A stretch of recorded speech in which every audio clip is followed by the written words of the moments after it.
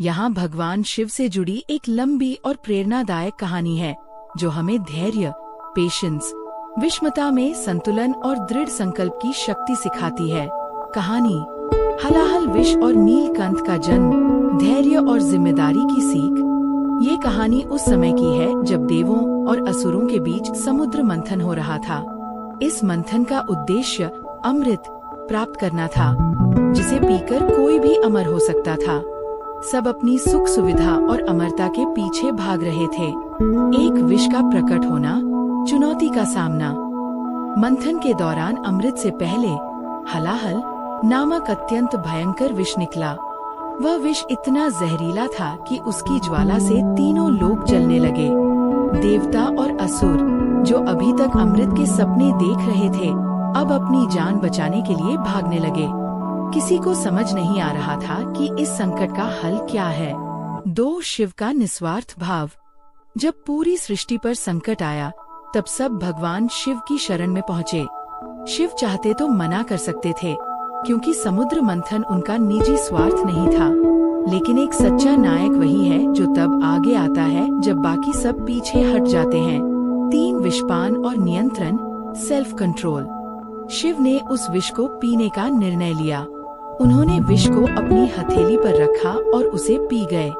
लेकिन यहाँ एक बड़ी सीख छिपी है। उन्होंने विष को पूरी तरह शरीर के अंदर नहीं उतारा, क्योंकि इससे उनके भीतर की सृष्टि को नुकसान पहुँचता, और न ही उसे बाहर निकाला, क्योंकि इससे दुनिया नष्ट हो जाती।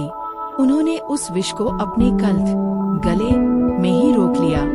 विष के प्रभाव से उनका गला नीला पड़ गया और वे नीलकंठ कहलाए।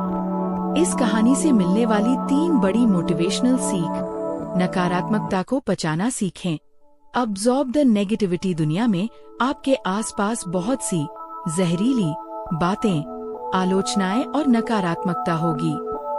शिव हमें सिखाते हैं कि न तो उस बुराई को अपने दिल में उतारकर खुद को बीमार करें, और न ही उसे बाहर निकालकर दूसरों को नुकसान पहुंचाएं। उसे अपने कंठ में रखें, यानी उसे समझें और वही नियंत्रित कर लें। जिम्मेदारी से ना भागें। Take ownership. जब समस्या आती है तो अधिकतर लोग भाग खड़े होते हैं। लीडर वह है जो हलाहल कठिन परिस्थितियों का सामना करने का साहस रखता है। शांत मन की शक्ति। विष पीने के बाद भी शिव विचलित नहीं हुए। उन्होंने अपने मस्तक पर चंद्रमा को धारण किया, जो शीतलता का प्रतीक है। इसका अर्थ है कि परिस्थितियाँ कितनी भी गर्म या कठिन क्यों न हो, अपने दिमाग को हमेशा ठंडा रखें। निष्कर्ष। यह कहानी हमें सिखाती है कि जीवन केवल अमृत, सुख पाने का नाम नहीं है। जो विष, दुख और कठिनाइयों को गरिमा के साथ संभालना सीख जाता है, वही वास्तव में महादेव यानी महान बनता है। क्या आप शिव के अर्धनारीश्वर रूप की कहानी जानना चाहेंगे, जो जीवन में संतुलन, बैलेंस सिखाती है, या फिर माता पार्वती की तपस्या की कहानी जो कठिन परिश्रम की प्रेरणा देती है?